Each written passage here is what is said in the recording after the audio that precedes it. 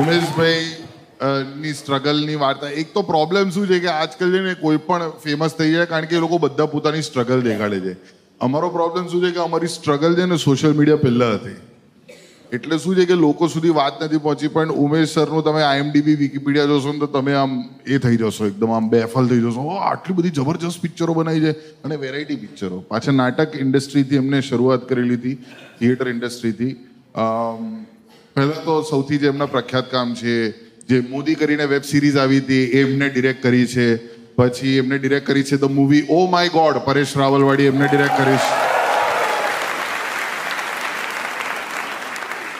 અને હમણાં એક નેટફ્લિક્સ પર ચતુર નાર કરીને એક મૂવી છે, એ પણ એમને ડિરેક્ટ કરી છે. તો તાળીઓ થઈ જાય એક વખત જોરદાર. અને 102 નોટ આઉટ.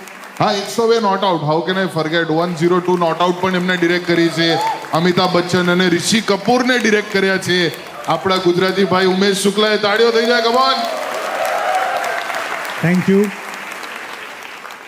યુ. આ એકચ્યુઅલી અહીંયા આવવાનું જે થયું છે એ મારી વાઈફ રિદ્ધિનું મેનિફેસ્ટેશન છે.